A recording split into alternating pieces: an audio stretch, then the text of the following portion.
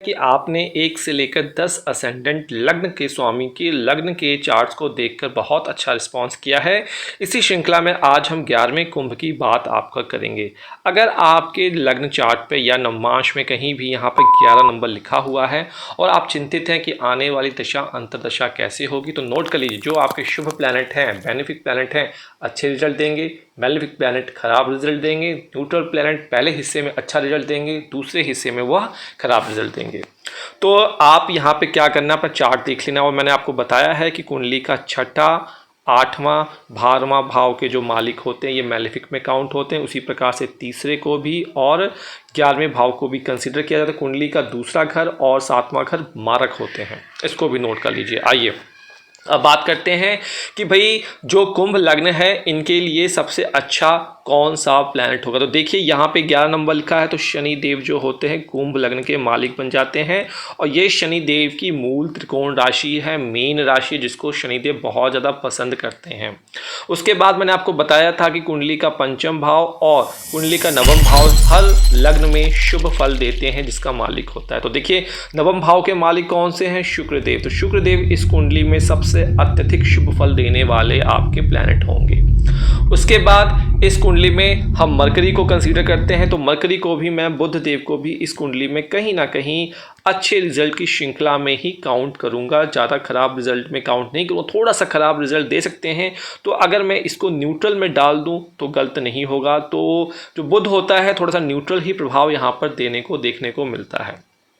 और सूर्यदेव की बात कर ली जाए, सूर्यदेव 5वें भाव में, तो सूर्यदेव भी यहाँ पे एक तरीके से न्यूट्रल ही फल देते हैं कुंभ लग्न के जातक को। इसका आप नोट कर लीजिए।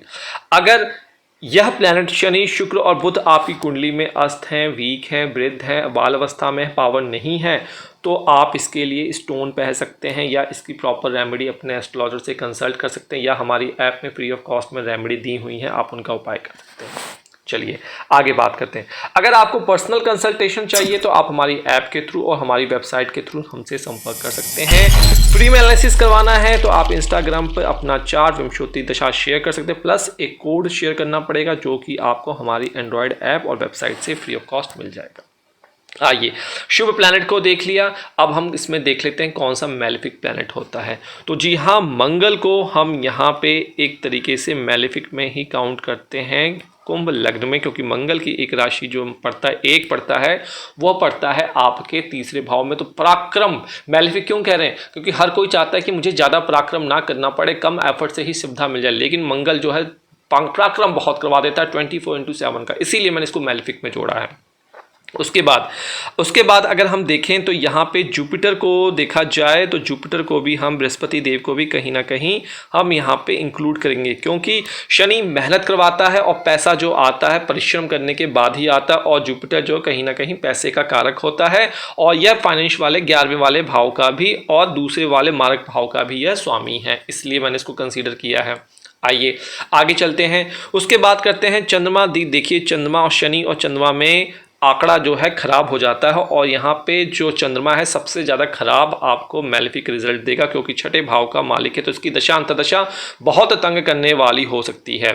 आइए राहु केतु की बात कर लें, तो राहु केतु को मैंने बताया है, राहु केतु अगर लग्न के स्वामी के साथ मित्रता का संबंध रखते हैं तो अच्छे फल देंगे, अन्यथा ये खराब फल देंगे। अदरवाइज राहु शनि के घर पे कुंभ में खराब फल देता है, मेलेफिक है, लेकिन केतु साधु अच्छा बना देता है, एक स्पिरिचुअल डेवलपमेंट भी यहाँ पे कर देता है। तो अगर आपकी इन प्लैनेट की दशा अंतर्दशा विंशोत्ति दशा में आ रही है तो इनका आप बीज मंत्र 108 बार जिसकी भी आ रही है पर डे कीजिए, कुछ भी नहीं होगा, सभी चीज़ कंट्रोल हो जाएगी, सिद्ध कर डालेंगे आप।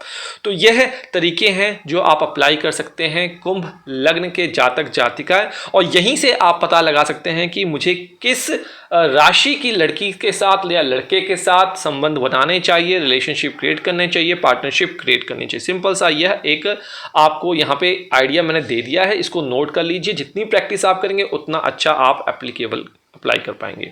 और ये भी नोट कीजिए कि हर मेलेफिक प्लैनेट हमेशा मेलेफिक रिजल्ट नहीं देता है। अगर कुछ तथ्य सही पैरामीटर पे वो सही जगह पे बैठे हैं, उच्च होकर बैठे हैं, तो अच्छे रिजल्ट ही आपको देंगे।